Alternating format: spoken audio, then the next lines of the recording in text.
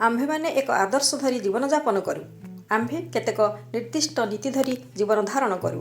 ତେଣୁ ପ୍ରତ୍ୟେକ ପଦକ୍ଷେପ ନେବା ପୂର୍ବରୁ ଆମେ ସର୍ବଦା ବିବେକ ଖଟାଇ ବିଚାର କରିବା ପାଇଁ ପଡ଼ିବ। ମୋର ଏ ଯେଉଁ ବିଚାର, ଏ ଯେଉଁ ମନୋଭାବ, ଏ ଯେଉଁ ଆବେଗ, ଏ ଯେଉଁ ବାକ୍ୟ, ଏ ଯେଉଁ କର୍ମ, ଏହା ମୋତେ ମୋର ଆଦର୍ଶ ଆଡ଼କୁ ନେଇଯିବ ନା ଭୁଲ ବାଟରେ ନେଇଯିବ।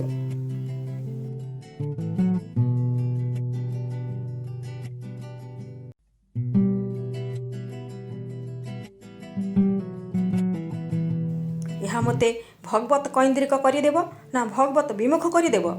ଏହା ଯଦି ମୋତେ ଭଗବତ ବିମୁଖ କରିଦେବ ତେବେ ମୋର ଏହା ଆଦୌ ଲୋଡ଼ା ନାହିଁ। ମୁଁ ଏହା ସମ୍ପୂର୍ଣ୍ଣ ପରିତ୍ୟାଗ କରିବି।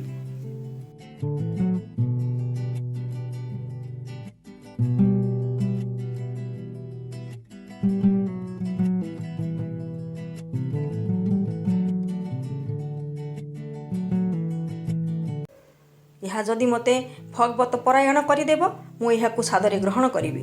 ଏହାକୁ ଜୀବନରେ ଉଚ୍ଚ ସ୍ଥାନ ଦେବି।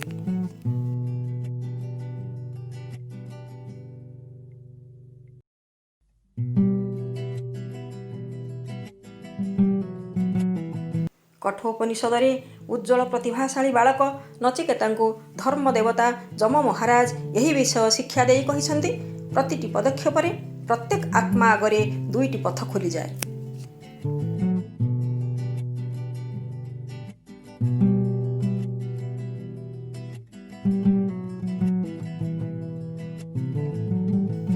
ଯେଉଁ ପଥଟି ସୁଖକର ଓ ଆକର୍ଷଣୀୟ ବୋଧ ହୁଏ ସେହି ପଥ ଧୋକା ଦିଏ। ତାହା ଜୀବାତ୍ମାକୁ ବିପଥରେ ନେଇଯାଏ ଏବଂ ଯେଉଁ ପଥଟି ଆକର୍ଷଣୀୟ ନହେଲେ ମଧ୍ୟ ମଙ୍ଗଳକର ତାହା ଉନ୍ନତି ପ୍ରଦାନ କରି ଆଧ୍ୟାତ୍ମିକତା ବୃଦ୍ଧି କରାଇ ଗୌରବ ଲାଭ ଆଡ଼କୁ ନେଇଯାଏ।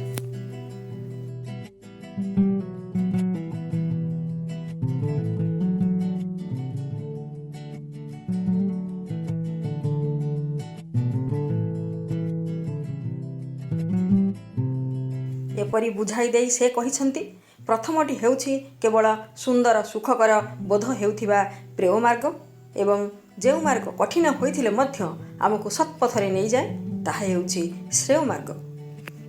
ସେହି ମାର୍ଗରେ ମିଳିଥାଏ ପରମ ମଙ୍ଗଳ। ତେଣୁ ବିବେକବାନ ବିଜ୍ଞ ସାଧକ ସର୍ବଦା ଏହି ଦୁଇ ମାର୍ଗ ମଧ୍ୟରେ ଥିବା ପ୍ରଭେଦଟି ଦର୍ଶନ କରନ୍ତି।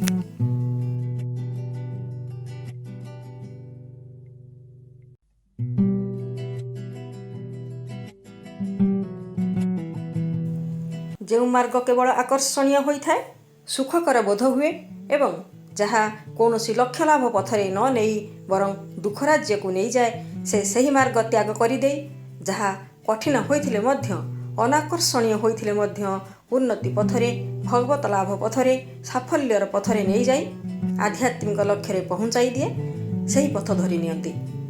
ଗୁରୁଦେବ ସ୍ୱାମୀ ଚିଦାନନ୍ଦ।